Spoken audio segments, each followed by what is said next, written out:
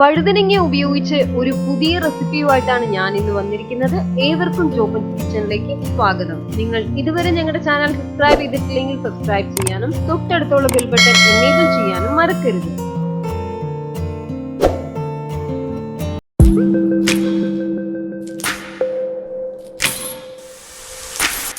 വെജിറ്റേറിയൻസിനൊക്കെ ഒരുപാട് ഇഷ്ടപ്പെടുന്ന ഈ റെസിപ്പി ഉണ്ടാക്കാനായിട്ട് ഞാനിവിടെ 5 വഴുതനങ്ങയാണ് നല്ലതുപോലെ കഴുകി വൃത്തിയാക്കി എടുത്തു വെച്ചിരിക്കുന്നത്.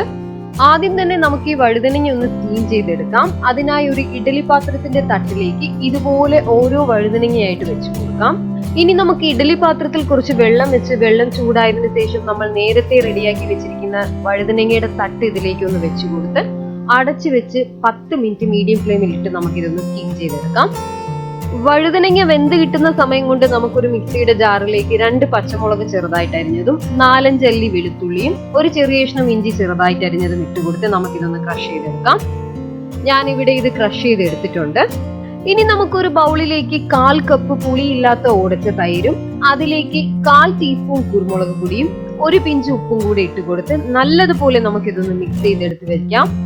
ഏകദേശം 10 മിനിറ്റ് കഴിഞ്ഞിട്ടുണ്ട്. ഇനി നമുക്ക് ഈ പാത്രം ഒന്ന് തുറന്ന് നോക്കാം.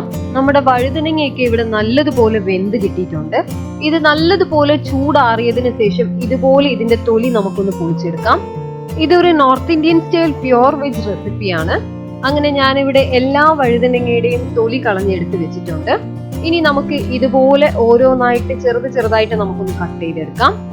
അങ്ങനെ വഴുതനങ്ങയൊക്കെ ഞാൻ ഇതുപോലെ ചെറിയ ചെറിയ പീസുകളാക്കി കട്ട് ചെയ്തെടുത്ത് വെച്ചിട്ടുണ്ട്.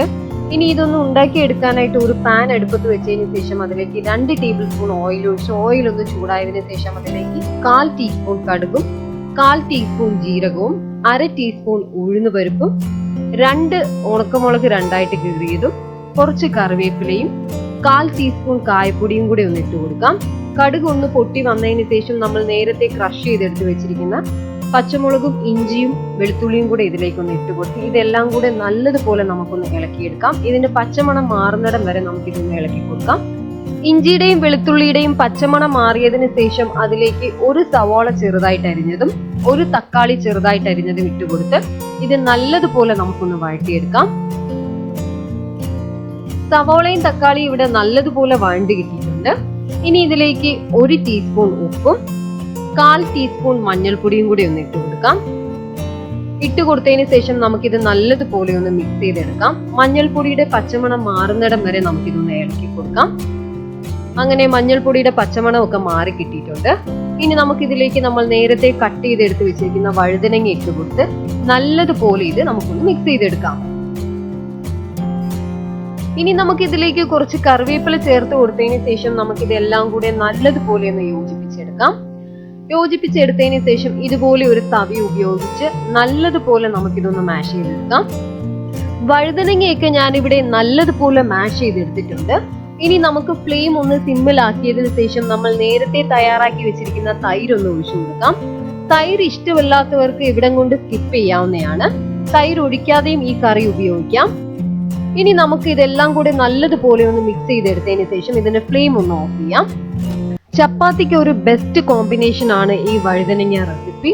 അങ്ങനെ ഞാനിവിടെ എല്ലാം നല്ലതുപോലെ മിക്സ് ചെയ്തെടുത്തിട്ടുണ്ട്. ഇനി ഈ സമയം ചെറുതായിട്ട് അരിഞ്ഞ കുറച്ച് മല്ലിയിലയും കൂടി ഒന്ന് ഇട്ട് കൊടുക്കാം. മല്ലിയിലയും കൂടി ഒന്ന് ഇട്ട് കൊടുത്ത് അതും നല്ലതുപോലെ മിക്സ് ചെയ്തെടുക്കാം. അങ്ങനെ നമ്മുടെ നോർത്ത് ഇന്ത്യൻ സ്റ്റൈൽ വഴുതനങ്ങ റെസിപ്പി ഇവിടെ റെഡി ആയിട്ടുണ്ട്. ഇത് നിങ്ങൾ തീർച്ചയായിട്ടും വീട്ടിൽ ട്രൈ ചെയ്യുക. ട്രൈ ചെയ്തിട്ട് ഫീഡ്ബാക്ക് ഞങ്ങൾക്ക് കമന്റിലൂടെ സെൻഡ് ചെയ്യുക. ഞാൻ Rincy Jobish. Please like and share. Thank U.